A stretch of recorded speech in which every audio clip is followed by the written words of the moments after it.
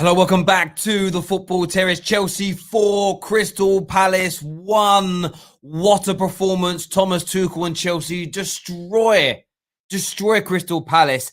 And the Tuchel revolution continues in absolutely scintillating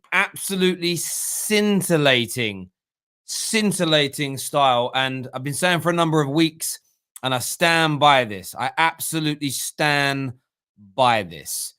When the goals finally start coming for Thomas Tuchel and for Chelsea, it is over. For everybody, other than Man City, it's over because they hold on to the ball so well. The possession is excellent.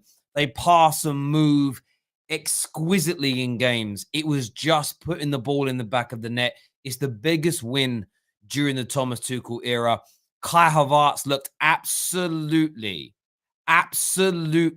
sensational today. He looked absolutely brilliant. There's no doubt about that. In fact, the whole team looked out of this world. Liverpool laid a marker down earlier on today. Chelsea just stepped up and said, all right, this is what we're going to do in response. And what a response it was today. 2 goals from Pulisic, a goal and an assist from Kai Havertz. Hudson-Odoi picking up an assist. Mason Mount putting in another stellar performance. Azpilicueta rolling back the years. He was sensational today. Overall, to a man, Chelsea were excellent. And what a marker they've just laid. What a message they have just sent out to the rest of the Premier League. They have just said to anybody else this season that's thinking of competing for a top 4 place, Chelsea has said, not on our Nelly, we're making it. And listen, Manchester City, with the summer that Chelsea look like they're going to have, the likes of Jules Koundé, Harry Kane, Haaland all being linked, legitimately be afraid. And Kai Havertz today playing in his best position as that sort of false 9, he was out of this world. His finish was brilliant. His creativity was there. He almost scored a Gaza. He almost scored a Gaza. He was absolutely brilliant. There's no doubt about it whatsoever. See here says they said the honeymoon period was over for Tuchel. What happened? Also, Anita, Pulisic's agenda has been dusted. Look, Pulisic was great today. I'll just say this in Anita's defense. She doesn't think Pulisic's a bad player. She just doesn't think that Chelsea can rely on him because he's likely to break down with another injury. I don't think that's an unfair level of criticism, to be fair. But the honeymoon period, that was a lot of salty, angry rivals last week praying and hoping and begging that the defeat, the obscure defeat at the hands of West Brom was a sign of things to go on. Won 2-0 away from home in the Champions League quarter-final. Slapped Crystal Palace today. And by the way, for me as a neutral watching, I saw not a lot of difference between this level of performance today and nearly every other single game under Thomas Tuchel. The only standout difference is some players were finishing their dinner today. The chances were going into the back of the net. The final piece of the jigsaw was there. So anyone who thinks that Chelsea are just going to go away into the night quietly because of a defeat to West Brom, they were fooling themselves. Only themselves. Nobody else. Just themselves. And you look at Chelsea's current situation, marching on for a top 4 finish. In the semi-final of the FA Cup, if they get through that semi-final, they're going to win it. They're going to make the semi-finals of the Champions League. Chelsea Football Club are on for a very epic end to the season. There's no doubt. Ronaldo here says all the Pulisic slander with eyes and neat. Listen, Pulisic was great today. There's no doubt about it whatsoever. Absolute flowers and props to him for the way he performed. Let's do some more of these live comments here. And a lot of you are talking to each other, but I want to see what you're saying about the game. Bill here says Havertz can only show up against championship talent, sadly. Listen, I don't know where that's come from. He was excellent today, and it's not as if Crystal Palace are like the worst team in the Premier League. They're a decent outfit, and a lot of people before the kickoff predicted maybe a bit of a shock. That's what we saw from social media as it stands. But one of the questions that I do want to ask today, that we're going to go through in our show today when we're all talking, is this. Are Chelsea better off not starting with Timo Werner? The front line did look a lot more there seemed to be, it was more conducive. It came together better. There was a little bit more harmony amongst the front three in Mount, Pulisic, and Kai Havertz. Should that be it now? Not forever. Not that they won't get another chance, but should this false nine with Kai Havertz be the way forward? I've seen so many Chelsea fans in the last week arguing Tammy should come back in, stick with Werner. Is this the solution that you think Thomas Tuchel should move forward with? Aside from that, has Havertz now arrived? Will we see the true Kai Havertz moving forward? I want your views and your opinions on that. And the top four race is heating up, but who is making it into the Champions League? We want your views. We want your opinions. We want your super chats. We want to know what you're thinking and feeling. We always prioritize super chats and member chats over anybody else if you want to get your comments out there. Top Dog here, one of our members, says, I'm glad to see Pulisic score a brace, playing brilliantly in his natural position. None of this right wing back business. Yeah, he was very, very good today. He was legitimately brilliant today. Monsieur, the Liverpool fan, says, I've got my opinion on Thomas Tuchel, but watching them play today showed the beauty of football. It reminded me of prime Barcelona. Listen, I always praise rival teams when they do well, but I've got to be honest with you. I was watching it and I was frustrated. I was so annoyed. I was the green. It's why today I set up the green set, because I am envious. I have envy coursing through my brains. The only thing is that as I've got older, I've learned to control that envy and not allow it to turn into bitterness, because I was already going bald. Bitterness could potentially make that a lot worse for me. But yeah, Chelsea looked ridiculous today. There's no doubt about it whatsoever. A few people telling me to chill. I don't get why. Salim here, thank you very much for becoming an Academy member of the Football Terrace. It means a great deal to all of us.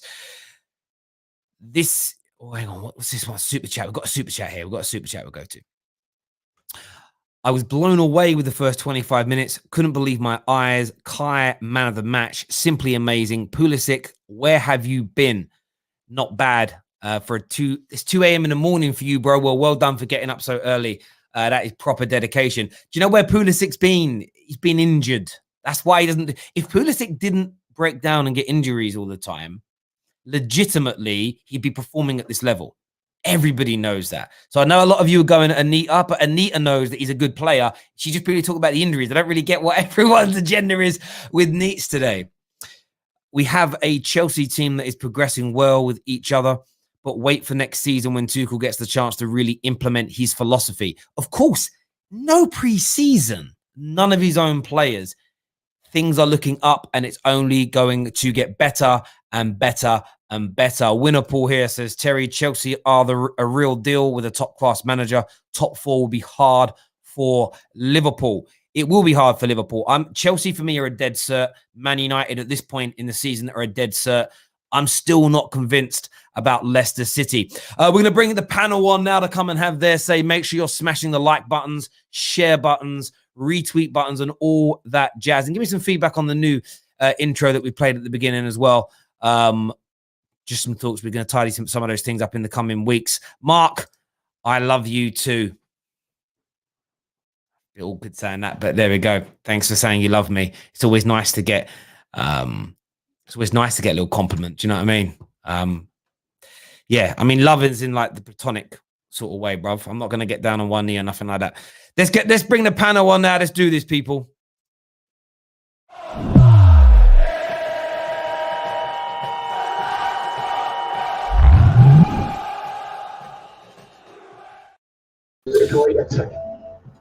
Welcome. I don't know what that noise was there. Chelsea slap Crystal Palace today. I want to go to Neats first on this one. Absolute barnstorming performance.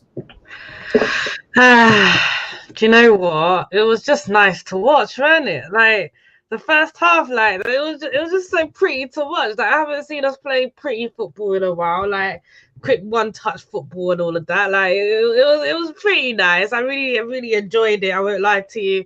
I think everyone was pretty good today. And you know what? Like Kai Havertz started off being my man of the match. Like, he was just full of energy, but he kind of, fizzled out towards the end. Which, no, you know what? It's fine. I thought, we gave man of the match to Mason Mount today. Well deserved. But I wouldn't have minded a Pulisic man of the match, if I'm being honest with y'all. I wouldn't have minded. Pulisic played so well today. Man, I don't even have much to say. Like, it was just good. Jorginho was good. Like, Kovacic was good. Everyone was good. It was a good match. Ziyech came on, pulled a stinker. Fair enough. But everyone else was good. I feel like we need to have an open and honest conversation about Callum Hudson-Odoi. I know he's everyone's boy, but we might need to have an honest conversation with this right wing back position, because I for me right now it's not working. It's not working. It's not doing the job that we need. But people in the comments keep saying, that I hate Pulisic. Fam, all I've said is that his injuries are going to cost us. Why is that such a bad thing? Why is that such a bad thing? If you want an injury-prone player, that's on y'all. You guys can have an injury-prone player. I don't like injury-prone players. That's it. But anyway, yeah, everyone had a good game, and I'm very, very happy with the bounce back from the 5-2 from last week. I think that was the most important thing, was watching how we would bounce back. Yeah. And Tuchel got the formation right. He got the players right. And leaving Timo Werner out was a good shout for this game. I won't lie. We've been crying for it. He needs a break. He needs to just take time on the bench for now. And yeah, we've got all of that. So I can't complain. Everyone was pretty good. But yeah. Let's go to someone else, because I have only positives. I hear you on that. David, from your point of view, did it feel like today was almost a clicking and a coming together of Chelsea in terms of just putting the ball in the back of the net, coupled with all the really good play? No, I don't think it is. It's too early to say. No, I've seen Tuchel football better than that. I know what I'm talking about. I've seen it better than that. So if you think that this is the end product, just wait, because he hasn't had enough time yet. It was a really, really good game. Really good game. I'm really annoyed about that one goal. You shouldn't concede that one goal, but that's just me nitpicking. I thought, Havertz was my man of the match personally. That's because I'm biased. I'm not gonna lie. I'm completely biased. Pulisic had a really good game. I thought Hudson-Odoi at wing back is good, but you can tell it's not his best position. Left wing, it's not his best position, but he's still good there. Reece James was good. Mason Mount for that free kick was an excellent ball, an absolutely excellent ball onto Zuma's head. So yeah, all round is a good performance. Some things that need improving, but we're making our way there. Of course. So Daniel, do you agree? Do you think things can get even better than this under Tuchel? 100%. 100%. I mean, there's only one word to describe today. Refreshing, just like the water I just taken. And it's like, you have to think about it like this. Like, everything we've discussed in all the streams we've done leading up to the game, Terry, I said we will bounce back from the West Brom game. The West Brom game is literally a fluke in the form Tuchel has brought to Chelsea, for one. Two, I said we're all about this Jorginho, Kovacic can't control the midfield. Jorginho lets one down. Kovacic no, these guys are quality players and they're good centre midfielders who know how to control the game. And I think their first half was one of the best I've seen them play in a long time, in terms of clearly seeing, like, no one can see any faults in the way that they were playing. In terms of Havertz just looked like a man reborn. He's the one sign I said I am not worried about at all. Like, I've always known Havertz's quality. I think that today he definitely should have scored more. If there was one negative to his game, his finishing, he had a number of chances. I think he should have scored. But all the same, look, all of them were great. All of them were fantastic. But in just this little piece, the man, the glue, the guy who's going to be like, when all these big signings potentially command bigger fees in the future, and maybe bigger clubs come in and take them, the man that's always going to be there, the ever constant, is Mason Mount. He is the glue. He is the main man. He is the guy in this team that I'm telling you that we can't play. we can't play without. And look, at the end of the day, look, I know David obviously maybe have his reservations and all of that, but at the end of the day, look, you just either have to accept it Or you could keep voicing your opinion about how Mason Mount shouldn't be this, shouldn't be that. But at the end of the day, he is class. He is going to be the guy in this team. He's not going to leave. He's going to be ever present. And you just have to comment. Like, the guy is so good. Like, he's actually so good. And I have to say, Dan, I have to say this as a Man United fan. For the first little while when he broke into Lampard's team, I just wasn't convinced. Do you know what I saw? He was the epitome of what I dislike in a footballer. I could see all this technical ability, but I couldn't see anything at the end of it. So I just thought, okay, flash in the pan. Chelsea don't develop youth. He has literally put me in a spliff. He has destroyed on him. He's destroyed me. He has gone on to be not just a better player than I thought he would be. He's miles in front of the level that I thought he could achieve as a sort of rival looking. He's been absolutely sensational. I want to have a chat about Kai Havertz in a bit, Timo Werner and Hudson-Odoi. We're going to go into those subjects a bit later and discuss them in more detail. But Jem, David said you can get better. I just look at this statistically. 90% pass completion, 22 chances created, 23 shots on goal, 4 goals scored. Equally, you conceded 1 shot on goal in the whole game. Yes, you conceded it, but this was arguably one of the most dominant performances of any Premier League team this season. How impressed are you with this, and where can you go from here to get better? What else is needed to make it even better from this point, if you agree that it can get better? It can get better.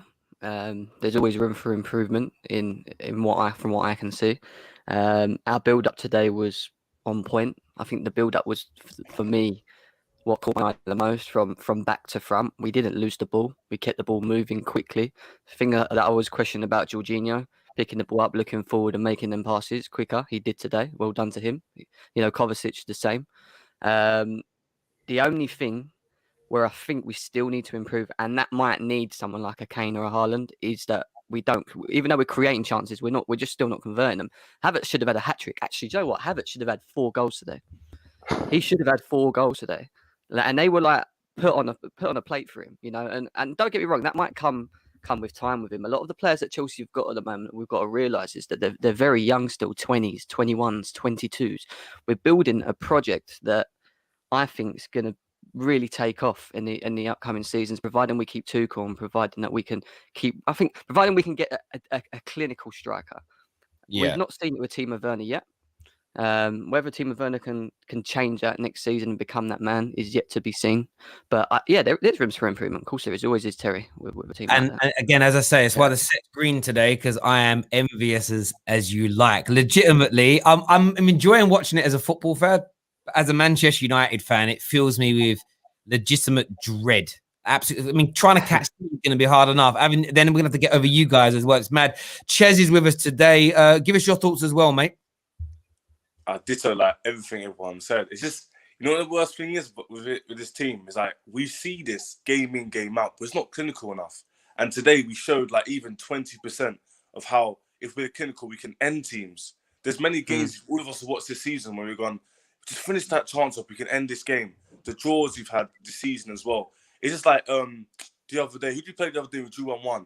Southampton, we had chances to end the game. Today, we showed what we can actually do, our potential with the squad. And we definitely need a number 9.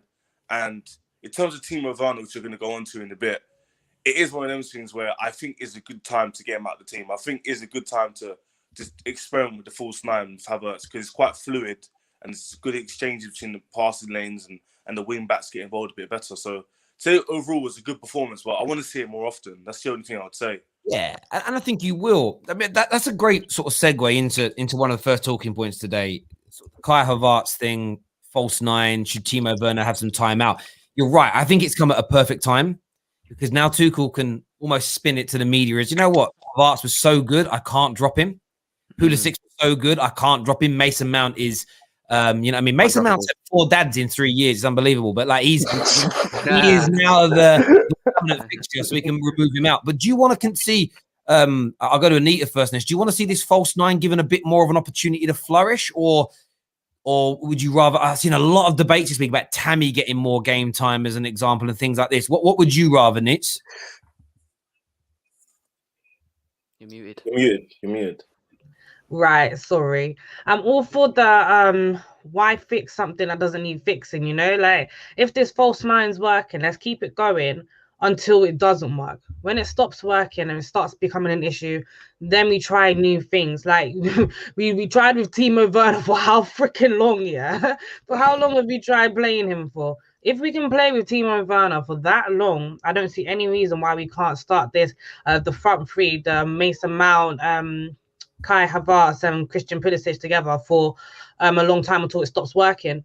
Don't fix what doesn't need fixing, you know? Like, I'm not being funny. I'm not really interested in seeing Timo Werner come back, if that makes sense. That I'm not excited to see him come back. I don't really want him to come back. I'm liking what we've got right now, and I want to see how far we can take it. Of course, like when we go into the Champions League, then we're probably going to see Timo Werner come back. Fair enough. But in the Premier League, let's keep this going. And I don't know, maybe even against Man City, I feel like this could work against Man City next week. I feel like this could really work. And I've got so much faith in it because we're playing much more fluid football with these lot. And it's chemistry. I don't want to break up that chemistry because they look like they can play really well together. And one thing we've lacked this season is chemistry. Of course, if Havertz can become a bit more clinical, that's always welcomed. But to be honest, I don't think that's going to be an option for us this season. We've got to find goals from all over the pitch, and we're getting it in Christian Pulisic, we're getting it in Mason Mount, we're getting it in Kai Havertz, and we're not getting it from Timo Werner. Let's keep it real. We're not getting the goals from him. So yeah, I want to see this. One thing I would say is we did play against Palace today, so we do suspect them in terms of they don't have a potent attack. And the one time I would say they was pressing us, they kind of got a goal from it. So I'm not sure if this team would work against a team like Man City. No, the reason why that's I'm not too sure. Like, that's I don't think that has anything to do with, you know, our forwards or, you know, the way we were playing. I don't think that has anything to do with that. If I'm being honest with you. And on top of that, you have to remember. Look, we went 3-0 up. It's just normal in football psychology, especially going into the other team are going to come out and push for a goal. So I'm not too fussed about that. We showed that when we wanted to turn it up, we could, and we did that. That's one of the key things that we haven't seen. Tuchel's always spoken about the fact that his system will get his players into the right position. It's about them finishing the chances and finishing their dinner, which we did today as well. Tuchel's system has always been about defensive solidity. In the first half, when we were on it, they did not have a sniff, and Palace's attack is potent. I mean, Eze was quiet, and we made him quiet. Zaha, we made, like, I could see the tactic where it was like, as soon as he got a touch on the ball, pounce on him. Like, don't even let him get a sniff. He's gonna fall over. Refs see that, and they don't buy into it as much. So for me personally, look at the way the team is playing right now. I tweeted it, and people were laughing and agreed with it. I said it's no coincidence that 1-2 touch football unlocks doors. And at the end of the day, when we were talking midweek, me and Terry, we were talking, and I said, Werner, at the end of the day, it's not about the scoring for me. It's the all-round play. He can't link up the play. He can't bounce it off. He can't say, yeah, cool, take it off and then go and spin in behind. I was going to say. Go on, David. Go on, mate. I was going to say, I think it depends on the opposition we play. Against a team like Liverpool, I would want Timo Werner because he's got that pace to get in behind. Against teams that sit a bit deeper, I want a Havertz who can play the ball. The only thing is that Tammy, for me, doesn't get in this squad because Tammy doesn't provide something that the other three in front of him can't. So Werner's faster than him, Havertz is better at linking up play than him, and Giroud's got the aerial threat. Tammy's got nothing on any of these strikers, absolutely nothing. So for me, again, get rid of 50 mil, Tottenham, have him. We'll take Harry Kane off the Do you know what's interesting you say about that? That's why I understand people having reservations over Lukaku coming back, because we know that when it comes to that link-up play, that's where he falls down. When he's got space to run in behind, ball's being threaded into the box. He can do the tap-ins that Tammy does. He can do the aerial part when balls are coming into the box that Giroud does. He can do the running in behind. But when you go up against 15 to 20 low blocks a season, that's where he'll struggle in the general playing games. And I think when you think about Harry Kane's and Haaland you're linked with, they are technically very good football players as well. Harry Kane on another planet to most sort of number nines. So, I mean, what would you do, Jem? Would you stick? You've got obviously a big game this week against Porto to see yourselves through to the semi-final of the Champions League. Would you stick with this false nine, or would you look to bring Werner back in and maybe catch them on the break? The thing is, Tuchel's shown it already that he don't like sticking with the same 11. I don't think he's once actually stuck with the same. He likes rotating, and whether or not it's just to help boost certain individuals in a team that's playing very well, bringing them in and mixing them with him I don't know. But for me, going into that game, I would play after the way they played today. I would play, the same. The only question mark you may have going against Porto, because you're going to have, both of their top goal scorers back, is if whether Cho gets in as right wing back, because I don't really like Cho running that way, and I think against Porto we're going to be doing a lot of that way, because they do put us on put us under pressure. They're aggressive. They get in our faces. So I mean, the thing for me, Havertz, the thing that stands out for me with Havertz today and his performances, and I agree, I think he should have got man of the match today, is he's very aggressive in running in the spaces. He will run into a space all the time. And if you've got a player like him that can do that, and Tammy, I'm sorry, when he's playing, he does the opposite of that. He won't run in the space. He'll run towards the ball when you don't want him to run towards the ball. You want him to run in that space. So Havertz is, for me, the guy that we should be looking at as playing as a false nine and work around him, because his touches today, like that Bergkamp-esque moment in the first half. I'm telling you, it was like Dennis Bergkamp. I didn't think Dennis Bergkamp. I thought Gaza, Euro 96. I'm a bit older than when he flicked it over the head for about 5 seconds. I was a Chelsea fan. I wanted him to score because it was going to be because it's an iconic moment. You know what I mean, it was almost iconic. He looked sensational today. Another talented player, Anita's already mentioned him, Callum Hudson-Odoi. There's obviously footage going around of him being sort of, the media said he's being grilled by Tuchel at halftime. I have a great performance today. I don't know how you feel he's flourishing in this fullback role, but it's obviously not where anybody would thought he'd be playing. Is he doing what he needs to be doing, or do you sort of feel like he's falling further down the pecking order, Anita? Do you know what? I feel like I don't want to put like words in anyone's mouth, and obviously don't take my word for it, because I'm not like a source. I'm not an insider, but I feel like he's frustrated. Like when I watch him play, I can see in his eyes he wants to cut in, he wants to drift in, and there was even a point where he was so far out wide. Once the ball got to him, I could see this guy wanted to drift in, but he just had to do a 1-2 with flipping Mount, and Mount did the drift, and I could just see in his eyes that he wants to be that person drifting in. He wants to be a left winger. He wants to be playing more centrally. He doesn't want to be where he is. That's the angle I'm getting from him.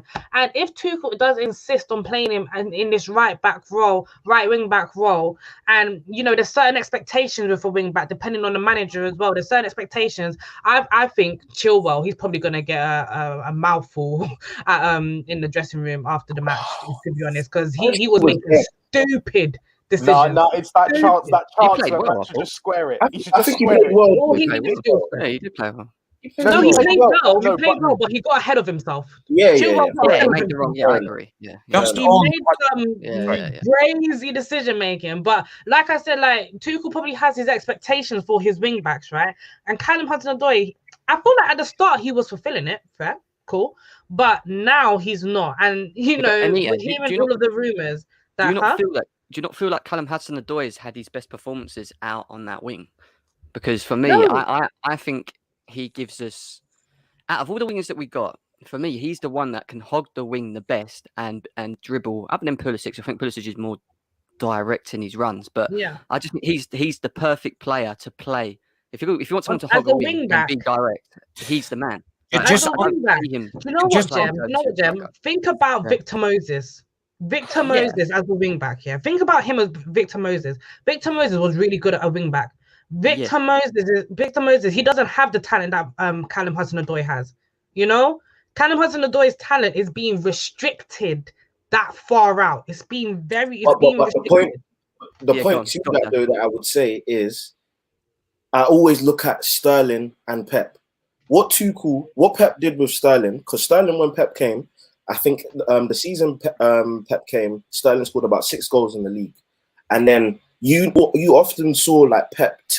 Sterling was the guy he'd always do that talking with and be theatrical with and try and coach and da-di-da-di-da. I think what Tuchel's just trying to do is an adaptation of that, trying to teach him a different side to the game, if that makes sense, and teach him how to. And this is how he can evolve as a player, because I think these kind of moments, these kind of life curves are a lesson for a player in terms of their overall evolving as a player. And I think you just have to on his performance, though, we'll go on his performance today. Just looking at it from a statistical point of view, just looking at this here, the most final third passes attempted, the most final third passes completed, the most ball recoveries, the most chances created, the most successful take-ons in the game. He is, and these are from Statman Dave. I'll give shout out to where I took the statistics from. But he is sort of performing. When I say not doing well, that's not my personal. I kind of see this. Maybe it isn't. People don't think he's doing well. It's almost like Anita saying maybe he's frustrated. Maybe we're not. Maybe you're not getting the very best out of him. I don't know. I'm in two minds. I think it's weird seeing him play fullback because I look at him as a pure attacker. But not being funny, the guy that's been heralded as the best right back in the world of recent years can't defend. And he's just an attacker. So maybe that's the way forward for me. Shady. I'm just saying, like statistically, yeah, he had a very good game. There's no doubt about that whatsoever. KJ's here with us now. Kay, what's your thoughts on Hudson-Odoi? Should he continue in this right wing back role, or do you think he's being wasted there? No, because I mentioned this the first or second game he played there. I said this. I don't think this is a good idea. I asked the Chelsea fans, "Do you think this is good for him? Do you think this is a position that he can make his own?" And he was very much. No, he wasn't like a sharp case. He was more of, "We'll see how it goes, and if it works, it works. For now, it's doing okay." Yeah, you could tell this was going to happen from a mile off. He is not a right wing back. He's not a left wing back. He is a winger. Left or right, that's how talented he is. Doesn't matter what side he's on, he's a winger. And I understand Tuchel might be saying, all right, cool, I'm here to try and develop you, so I'll play you left wing back sometimes, right wing back sometimes to get you some game time and get you to understand what I'm trying to do. But it's not gonna help him in the long run when he's out there frustrated, out there not playing well, and he's just losing his head. Let him play in the position where he's most quality, most effective, most lethal, which is out on those wings. Yeah, but you got Ziyech up in there putting up stinkers, and he don't go left wing back. You know what I'm saying? No, he did go wing back today, though, didn't he? Oh, did he go wing back today? Wow. Yeah. Okay, that's sorry. I didn't see that last part of your game. You're not the same right wing back, yeah. But this is the thing, right? We played against the Palace team that we completely dominated. He, for me, looked more like a right winger today because he didn't really have to track back. So he was actually playing for me, in my eyes, as a winger. When you talk about a right wing back, what is the meaning of a right wing back? Are we talking about someone that's like Victor Moses that you're seeing, in his own box defending and then driving up the pitch with the ball, trying to get into the final third? Because today that wasn't the case. Yeah. He was in the final third most of the time. He was a right winger. He would have more space on the right hand side. Mason Mount. He would have that permission to drift in. Did you not see him hugging the touchline? He was hugging the touchline today. I think I disagree with just the perception in it, because for me, how I see it is that Tuchel has identified a position where the crossfield pass is always available. Do you know what I'm saying? That crossfield ball is always available. So imagine playing that crossfield ball and playing it to a right back, or in our situation, you're playing that crossfield ball and playing it to a winger who has the chance to drive at his man. In that first half, look, I think it's because there were better performances, but he played very, very well. It was a respectable performance, but it's just that there were players who outshone him, and that's because they're playing on the attacking position, so it's identified or magnified more. But I think he did his job, and he did his job well. I just think, but Daniel, we're not saying that he did play terribly. It's the fact that we could be seeing more, and you can get more out of him in a further forward position. My only say, who would you take out? Yeah, who would you take out for Hudson-Odoi today? None. Who would I take out to play the forward position? My question, sorry guys, but my question is this: who says he's not enjoying playing? Because this is the most regular in the Chelsea team. That's ridiculous. If you're a player, you grew up in the Chelsea academy, you wanted to play for Chelsea your whole entire life. When you get in that Chelsea team, it doesn't matter where you play, you're gonna love it. But that's everyone likes Saka, baby. No. Look at one of the greatest players in Tottenham's history, Gareth Bale. He played as a winger. And he played as a fullback. But he was originally he was a fullback, then he was converted to a winger. So that's something different. My point stands still. At the end of the day, when you're playing at a top club, and especially when you came through the academy, as a player, you don't care where you're playing. And No, that's not true. That's not true. What you're doing is just grouping up what people have said. People always say you play for this club, you should play anywhere and be happy. No, but KJ, the reason why I came on right now is because I thought your statement was ridiculous. KJ, Igal, look at the player in your team. Ainsley Maitland-Niles left to go and play centre mid because he can't hack it. He can't hack it. Yeah, but you just said he should be happy. He should be happy. Yeah, he should be happy. The mentality of the player should be, I want to play on the pitch. I want to be on the pitch. It doesn't matter. Right back. It doesn't matter. That's not what they're pulling on. They're basically trying to say, are we getting the most out of Hudson-Odoi in the wing back role? That's that's not what I'm hearing. Issue with that. I'm hearing he's not right happy. where he is at the moment. He doesn't look happy. Also, this is Also, this is assuming that this is Tuchel's final form, and I tell you now, it's not. Like, he will get opportunities at wing. I assure you, he will get those opportunities. In Germany, they're all in love with Hudson-Odoi. They've had this irrational love with this guy for years now. Trust me, he will get his opportunity. Can I just big up Chelsea will know that. I know you guys. You guys banter me all the time, and we throw banter back and forth. Obviously, more my way because my team's trash. But we're gonna talk about Chelsea right now. You guys absolutely deserve credit because you know what? I didn't expect you guys to be in the Champions League this far. You guys are looking like you could possibly get to a Champions League final. You guys looking like you could possibly be a top 4 team at the end of the season. And the managerial change. Oh, can you guys hear me still? Now. So the managerial change you guys made looks like it worked perfectly, and everything that you've done so far looks. So you guys deserve credit, and all you fans that stuck by the team and gave you guys all this whole season. You know what? You guys are getting your flowers at the end of the season. Hey, Gal, send me your address. I'm gonna send you this top. Send him a kiss. Gal's like, do you know what? Like, I weren't born in London. Maybe I'll change teams. Maybe that's Are you thinking of changing it? It goes out to Chip. His Wi-Fi is a man. I'll wait for Chez to come back as well. Some earphones. Listen, Hudson-Odoi, he will. I agree with David. I think in the summer when you bring in that better centre back, which I think will happen, and you go more often to a flat back 4, I think Hudson-Odoi will start playing on that right hand side. I actually think it's more Ziyech is in trouble because no matter what position he seems to play, and he looks so average. It's mad. And when he missed that ball, I was listening to the commentator. They were like, "Oh, did he dummy it? Thinking somebody was behind him." What's the replay? It's like, no, you missed it. Like, that's like watching 10-year-olds play. It's a crazy. JP here says Cho equals the next Trent Alexander-Arnold. Please no. Relax. Please no. Yeah. Relax. So again, on that as well. So you've obviously done that. Mason Mount's killing it. The Hudson-Odoi thing's sort of a big talking point as well. Top 4. We need to discuss top 4 because Liverpool got that win today. First win in 7 at home, which is mad. They just about did it with a Trent goal. West Ham play tomorrow. Leicester, there or thereabouts. How confident are you as Chelsea fans? I go to Jem first on this. How confident are you of making it into the top 4 now this season after what you did today? Yeah, at the end of the day, I said it at the beginning of the season. Anything other than top 4 is a failure for this club, especially with the amount of money that we spent as well. So we have to get top 4, and I am confident. I think if you look at Leicester, I know they're still there. I know there's 8 or 7 games left for them still to play. I do think they'll drop points, but at the same time, I do think we'll catch them. And then it just leaves Liverpool and how consistent they can be in their performances, and even West Ham's, because I think Leicester are the ones that could get caught out here. But I'm confident. I think we can do it, man. 100%. How about yourself, Neat? So how are you feeling now? Because I know, like, after last week, there was like, oh, we all got a bit excited, then we got beat. But you literally, you spaced a week, killing it.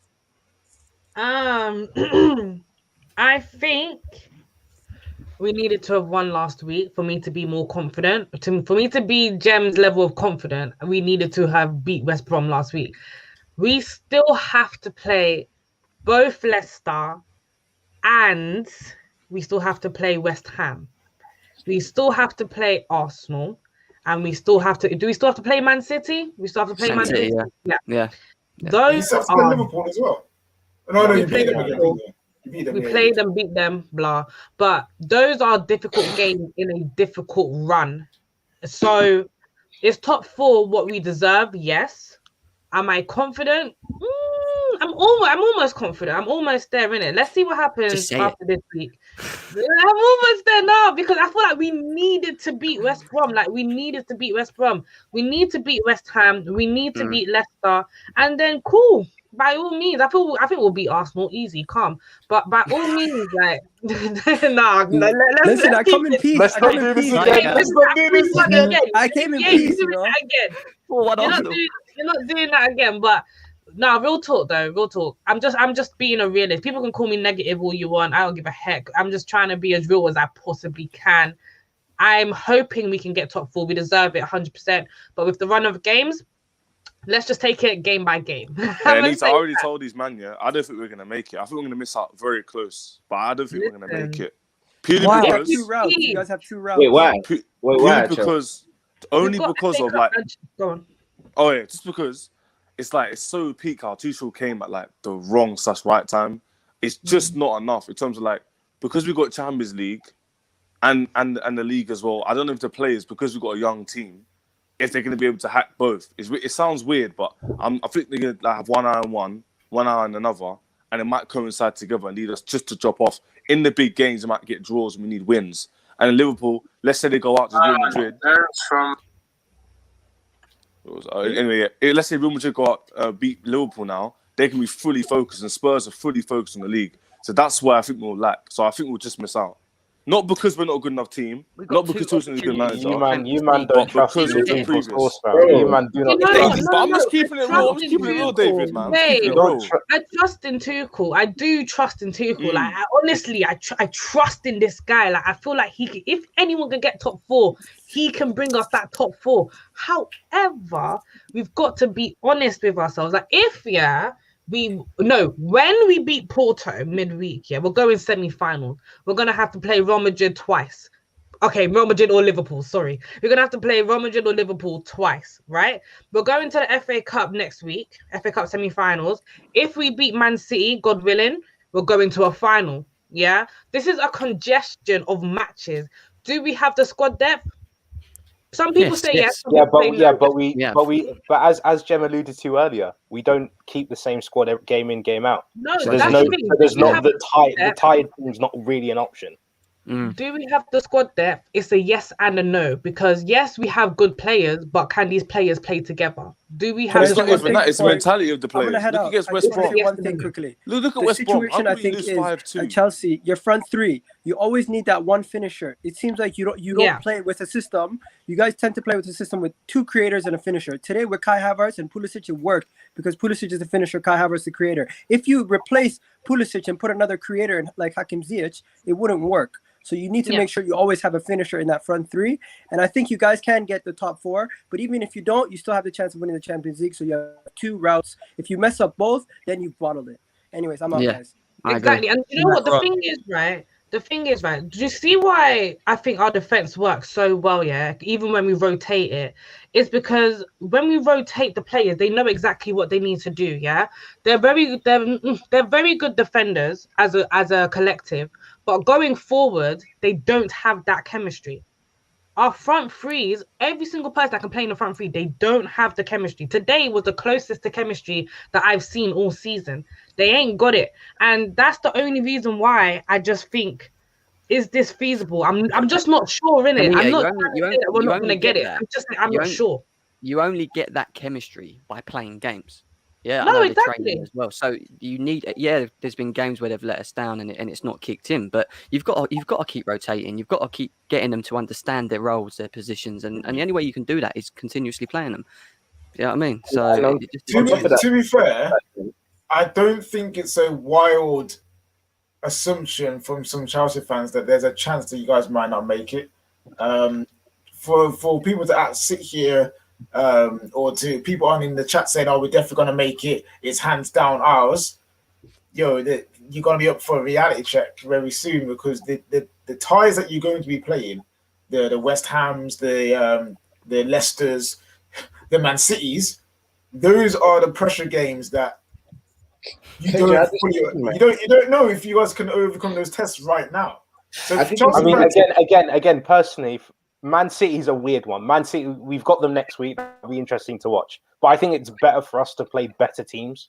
I think that suits us better because against teams that just sit in, they just they'll just sit in and they'll hold it. And that's where we struggle to break teams down. Teams like Leicester and West Ham, if we go 1 goal up, suddenly they're going to have to push up an extra 5 yards.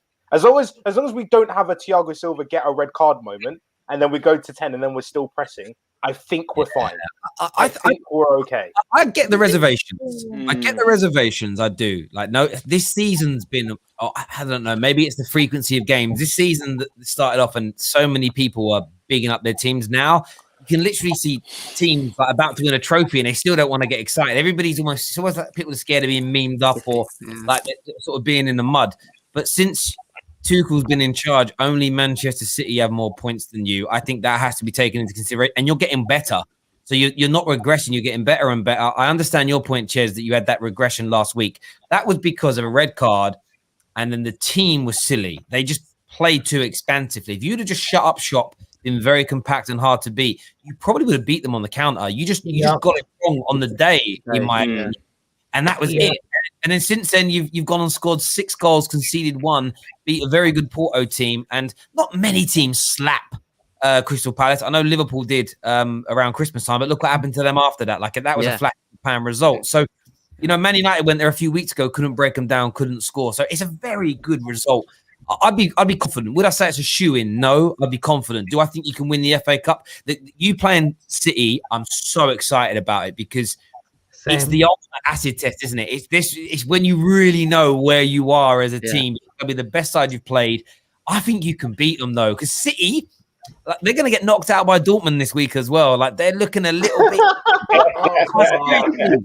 If you watched Dortmund earlier, 3-2. You hope. 3-2. You hope. I agree. 3-2. People think I'm not even being bitter about it. No. Legitimately, when I say this, I'm looking at them and they look a little bit like they're going for a few-week period where they're not quite at the races. I think it's the perfect time for Chelsea to go up against them. This midweek game is being all equal. I think you'll beat Porto. I think Dortmund will knock them out. And then hopefully you knock them out the FA Cup and then they definitely can't be doing it. Everyone's getting a bit too excited over this Man City dip in form. Like, they will go through. They'll go through against Dortmund. They may do, but go look at their history under Pep. It's this 2 to 3 week window and corridor every single season where they have their dip. Yeah. It's been happened before. So basing it on what they've done in the past and what we're seeing right now, it's the best time in this recent run of form to play them. Doesn't mean that everyone will lose, not 100%. But if I'm going to bet in, man, I'm betting on Dortmund and Chelsea winning the next 2 games and City going out of both comps. Fingers crossed. Terry is a Chelsea fan. Why? Because I think City might lose. That's a weird. How you put that? Terry, you just don't want the quadruple. You don't want that quadruple time. I don't want the quadruple, but if I didn't think it, I wouldn't say it. If Lampard was your manager, I wouldn't be saying it. Very true. Today, things happen when he's mentioned, please. If City took their chances against Dortmund the other day and took their chances against Leeds today, I wouldn't be saying it. But I'm basing it on what we're seeing. I'm basing it on the actual facts of the matter, not any kind of bitterness. It's what we're seeing right now. And it's just, I mean, the eye test is there. It's my eye test coming into play. The eye test. Basing it on that. But listen, it was a good performance from Chelsea. They put themselves into such a great position. What do you think is going to happen? Is it Wednesday you play? Tuesday. Tuesday. Who do you all think is going to start, Danny? Like, I'll go to you first on this. Who do you want to see in and out when you look at today's starting lineup? I think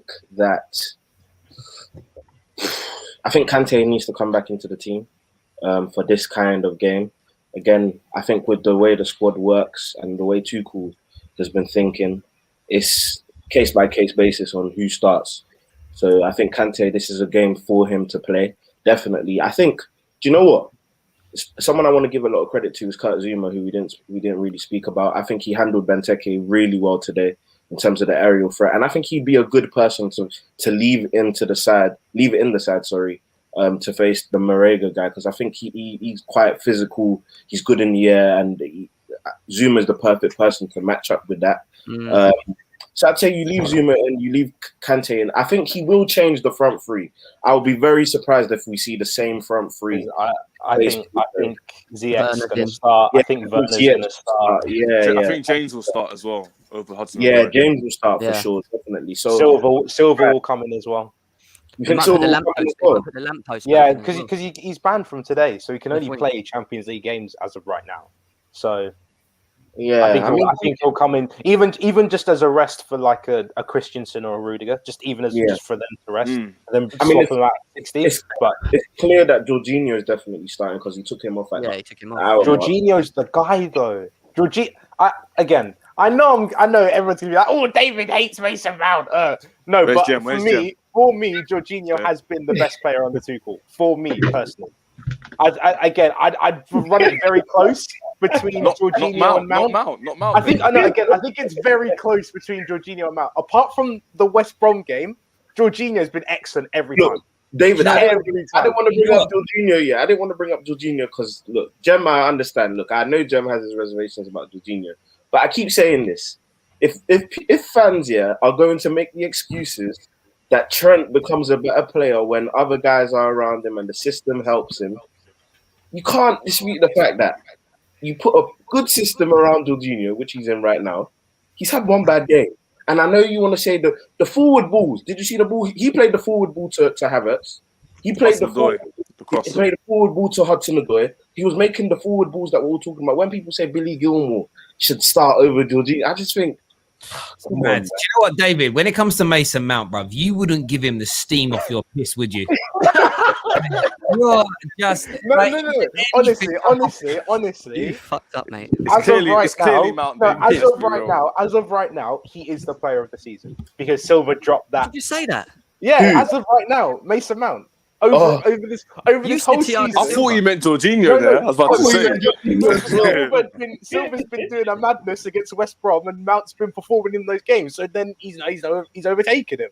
Again, it's fluid. The list is fluid. It's fluid. I get that. It's going to be an interesting one though. Come this weekend, there was another big story today. Though I want to get some Chelsea fans' point of views on this. I want to ask Anita this question.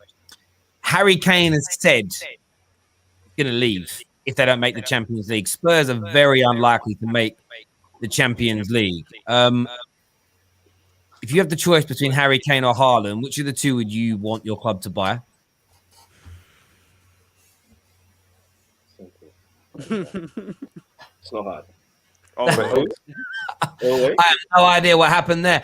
How about you then, Dan? It's easy. It's Haaland. As in, Haaland is a once in a lifetime player. You do not. If the option is there. Oh, she came back finally. I'm the question, Anita. You're not scared to answer a question, Neat. Come on now, you're the queen. Oh wait. Boy, it's a bit of a sticky one still. It's so sticky. No, it's not. No, this is not. I'm actually being serious. I think it's actually quite sticky. I'm actually thinking about it. It's sticky because you've already got Harry Kane, who is a Premier League made product, and he is a very good forward. Very good forward. Anywhere he goes, he will be a very good forward. And if he stayed in the Premier League, there's probably going to be a sliding. He will slide straight into the team. But then can you really miss up an opportunity to sign Haaland? I'm telling you now, Anita. Yes, you can. Haaland comes to the Premier League. If Haaland comes to the Premier League, he has the potential to win a Ballon d'Or at the club that he goes to. And he has the potential, depending on how long he stays. Henry, one sec. Henry is going to be shaking in his boots in terms of best foreign product. I'm telling you now, that is how good. But he also has the potential. He also has the potential to drop a Timo Werner. No, he doesn't. Not even that. The thing, Dan. The thing is that Haaland. Acting like Haaland can't ever come to Chelsea again. He's gone. No. If you can't get him now, he's done. That's not true. Because who's to say Haaland's going to come to Chelsea and stay here for 9 years? He's not going to do that. No. But Kane, if Kane goes now, he ain't coming to Chelsea again. He won't score for Chelsea, innit? Again, Ches. Let me deep it like this, all right? This is one thing, we don't really do this in England, but they do it a lot in America. They talk about upside, all right? Upside. It's this thing where it's like, when you compare this player to this player, what do they actually have over the other person? For me, we Haaland, call it pros. We have it here, mate. We call it pros pros and cons. But when we talk about like, in football, it's actually just like, oh, this player's better than that. No, That's we it. don't. We have. I'm sorry. What are you talking about, bruv? The Yanks have. Haaland, We don't. I'm making a statement. I don't. Yeah. So Haaland's got the age. Haaland's got the injury over him. Haaland's got this. Oh, I have this thing which is like I'm going to be one of the best 2 players in the world. Kane. If you want to talk about I don't want Pulisic because of injury, why would you then take Kane? I agree. I said this. And he's 28. Do you know what's interesting, right? With that logic, when I told people I want Sancho over Pulisic, no one should come for me. Nobody. Your logic over Pulisic's injuries being your only issue. It's an unbeatable argument. Nobody can come back with a better argument. Yeah. Speak to you soon. Yeah, you can't beat it. But what Danny said though stands out to me, and I look at it as a football fan and think, see, if I was in Chelsea, as a Man United fan, one of the reasons I would like Haaland over Kane is based on what you've just said. If Haaland comes in and delivers what I think he'll deliver, our fan bases are big enough to push the agenda to dethrone Thierry Henry.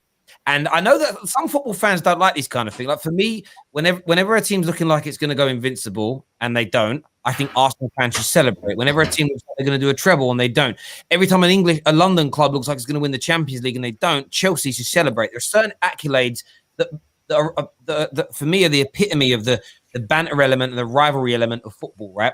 So for me, I want Man United to sign Haaland because if he comes in and delivers like we think, we can have the best ever foreign import into the Premier League, or maybe even the best ever striker in the Premier League. So there's the upside, David, to it, as you would put it, is one of them for me. But with Harry Kane, you may actually have Harry Kane at your club longer because Haaland might leave sooner than Harry Kane would.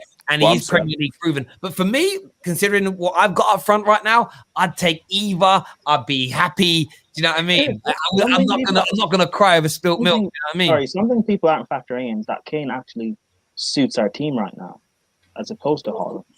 No. I think we are factoring it in. It's just that it's not. Everything I hear is just get Haaland. No, Prime. Think about it like this. It's like you look at like there's ready-made players in Kane, and then there's generational players who you can see their talent right now as it is, and you know that they're ripe for something great. And you just look at Haaland and Kane, and of course, if you get Kane, you're going to be over the moon, and we're going to be bantering Tottenham fans till kingdom come because we took their best player, and he's probably going to go and start winning. Like, look at what happened when we took Fabregas and he won the Premier League. We can say Fabregas was a better Chelsea player than he was an Arsenal player, and that hurts Arsenal fans. Do you know what I'm saying? Of course, we want Kane, but if you can get Haaland, like a once-in-a-lifetime player, someone that is, without a shadow of a doubt, so good. Like, I think Haaland, honestly, is one of the top 10, if not 5 best players in the world. Do you know what I'm saying? And that's someone you want on your team.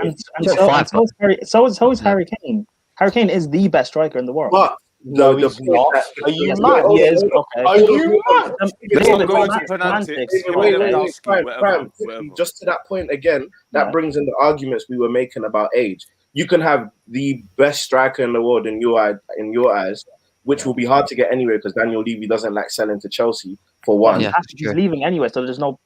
No, but he's got 3 years on. He's got 3 years on his contract, so it's but Kane wants to leave, so that Daniel doesn't Levy mean anything. Yeah, but Prime, when you're dealing with someone like Levy, it don't matter what people want, bro. If you don't pay Levy, you ain't getting You know what's interesting, right? If Chelsea offered 120 million and Man United, they're going to ask Chelsea for more money. I think Chelsea have more chance of signing Haaland than they do Harry Kane. But there's nothing. No one's arguing with your point, though, Prime. The one thing I would say is this: if they're both in the top 10 in the world, the advantage over getting Haaland is you potentially have him for longer. However, he might want to leave in 3 or 4 years kind of anyway. And then what you need is for him to be amazing in that 3 or 4 year period, winning those 3 or 4 Premier League. But either are going to be great. There's no doubt about it whatsoever. But listen, everyone who's tuned in today, a massive thank you to each and every single one of you. We're back tomorrow with more content as ever. Well done to Chelsea. 4-1 victors over Crystal Palace. Pulisic on fire today. Kai Havertz finally arriving. and Thomas Tuchel's magic continues. Make sure you subscribe to the channel, hit that like and share button, and until next